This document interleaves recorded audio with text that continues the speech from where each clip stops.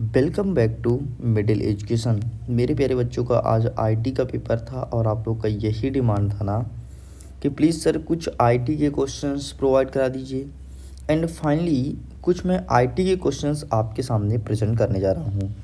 देखिए, वैसे तो आईटी का टीचर मैं नहीं हूँ, मैं आईटी सब्जेक्ट को इसके पहले कभी नहीं पढ़ाया।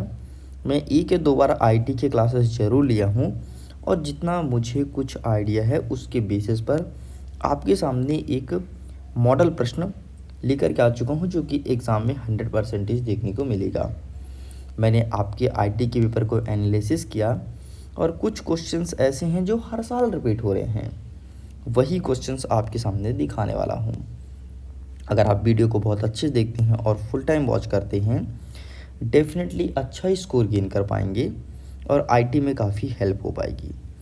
सबसे पहले आईटी में ही एक खंड है रोजगार कौशल।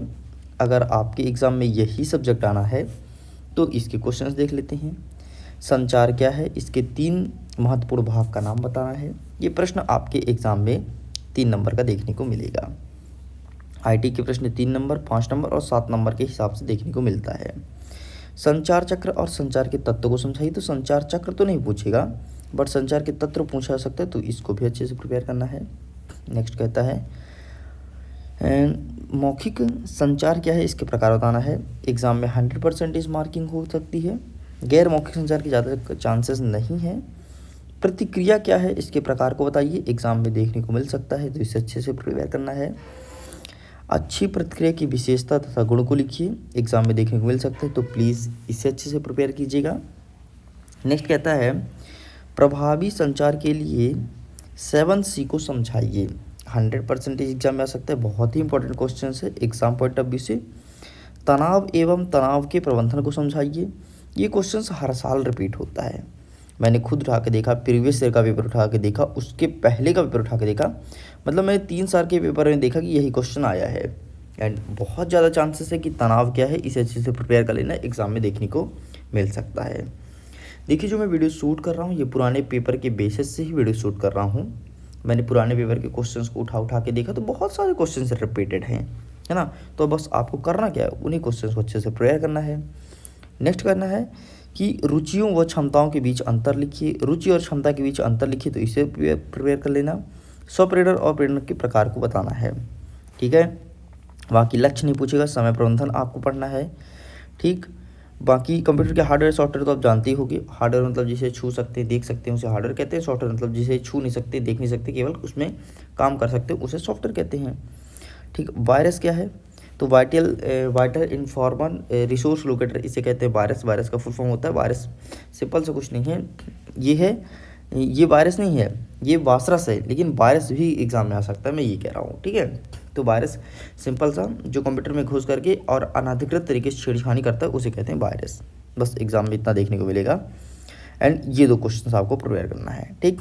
इस प्रकार से आपका रोजगार कौशल के सारे क्वेश्चन कंप्लीट होते हैं। नेक्स्ट कहता है डोमेस्टिक डाटा एंट्री ऑपरेटर, यहाँ से कौन कौन से क्वेश्चन आएंगे, आइए इससे भी कवर करते हैं। हमारा पहला नंबर कहता है कि लिब्रे ऑफिस राइटर में स्टाइल से आप क्या समझते हैं, ठीक है, इसे टिक कर लीजिएगा। नेक्स्ट कहता है नई स्टाइल बनाने के तरीके को लिखिए, इसे आप टिक करना है। नेक्स्ट कहता है इमेज टूल का वर्णन कीजिए, इसे अच्छे से प्रिपेयर करना है, ठीक। बाकी यहाँ से स्किप कीजिए। नेक्स्ट देखते हैं टेक्स्ट में इमेज पोजिशनिंग स्थिति को लिखिए, यह आपके एग्जाम में देखने को मिल सकता है। टेम्पलेट को समझिए, नए टेम्पलेट बनाने के चरण लिखिए, एग्जाम में आ सकता है नए टेम्पलेट, ठीक है। नेक्स्ट आपको लिखना है डेटा समीकरण से आप क्या समझते हैं, ठीक है, ये एग्जाम में देखने को मिलेगा। और गोल सिक is most important in your examination, जिस प्रकार से ऊपर जो मैं टिक कराया हूँ हर साल आता है, वैसे गोल सिक हर साल एग्जाम में पूछता है, तो गोल सिक आपको प्रिपेयर करना है। माइक्रो से आप क्या समझते हैं, रिकॉर्ड करने के चरण को लिखिए, कि इसके कर दो, कोई दिक्कत नहीं, एग्जाम में नहीं आएगा, ठीक है। नेक्स्ट आपको 18 नंबर और 19 नंबर प्रिपेयर करना है, 20वां नंबर और 21वां नंबर, ठीक है। डेटा मैनेजमेंट से संबंधित क्वेश्चन आएगा, इस चीज़ को ध्यान रखिएगा। चलिए, अब टिप्पणी आपको प्रिपेयर करना है, कॉलम पे, रिकॉर्ड पे, प्राइमरी पे, फॉरेन पर, एग्जाम में देखने को मिल सकता है, ठीक है। बाकी कुछ नहीं आएगा। रिपोर्ट क्या है, इसे प्रिपेयर कर लीजिएगा, ठीक। दुर्घटना के प्रकार, और ये बाकी कुछ नहीं आएगा, ये भी नहीं आएगा, दुर्घटना छोड़ो, ठीक है। रिपोर्ट और प्रपत्र, बस इतना चीज़ आपको प्रिपेयर करना है। तो लीजिए भाई साहब, आईटी के पूरे क्वेश्चंस कंप्लीट होते हैं। देखिए, आईटी की वीडियोस इसलिए मेरे पास नहीं आ रही था क्योंकि मेरे पास कुछ कंटेंट मुझे समझ नहीं आ रहा था। फिर जब मैंने रात भर आपके पेपर को एनालिसिस किया, मैंने कई सारे पीडीएफ्स को देखा, कई सारे स्कूल के शिक्षकों द्वारा जो बनाए गए थे, उनमें से मुझे यहाँ का पीडीएफ सही लगा एंड फाइनली यहाँ से मैंने आपके सामने क्वेश्चंस उठा के रख दिया। ठीक है, टेंशन मत लो, हम आईटी भी थोड़ी थोड़ी पढ़ लेंगे नेक्स्ट ईयर के बच्चों को पढ़ाने के लिए। क्या है, आईटी का मैं टीचर नहीं हूँ, इसलिए मैं आईटी की ज़्यादा वीडियोस लेकर के आने जाता, मैं आपको धोखे नहीं रखना चाहता ना। मैं चाहता हूँ आप एमपी में टॉप करो, और अगर मैं धोखा दूँ, गलत पढ़ाऊँ, तो एमपी में कैसे टॉप करोगे। इससे बेहतर है कि आप स्वयं अपना पढ़ के टॉप कर सकते हैं। तो फाइनली लो भाई, तुम्हारे हेल्प के लिए वीडियो ले आया हूँ। इतने में तुम आसानी से पास हो सकते हो। जिसको पास होना है, जिसको टॉप करना है, तो भाई उनको तो अपना किताब भी पढ़ना पड़ेगा। चलिए मैं वीडियो को एंड करता हूँ।